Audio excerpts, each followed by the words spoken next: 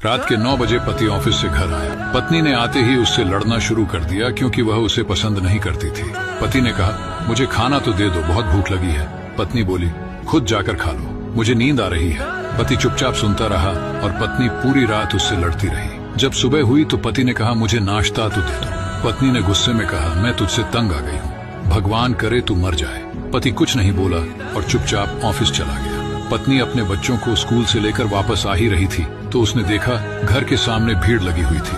वह करीब पहुंची तो देखा उसके पति की लाश घर के सामने पड़ी हुई थी। उसके ऊपर कयामत सी आ गई। मन में सन्नाटा सा छा गया। लोग आपस में बातें कर रहे थे कि कार से उसका एक्सीडेंट हुआ है। पत्नी जोर से चीखने लगी और चिल्लाने लगी कि मनोज उठ जाओ, मैं अब तुमसे कभी नहीं लड़ूंगी, तुम्हें कुछ नहीं कहूंगी, मुझे कुछ नहीं चाहिए। उठो मनोज, तुम्हें भूख लगी थी ना, चलो मैं खाना देती हूँ, मुझे छोड़कर ना जाओ, उठ जाओ। लेकिन मनोज कैसे उठता, इसे तो उसकी बद्दुआ ने मार दिया था।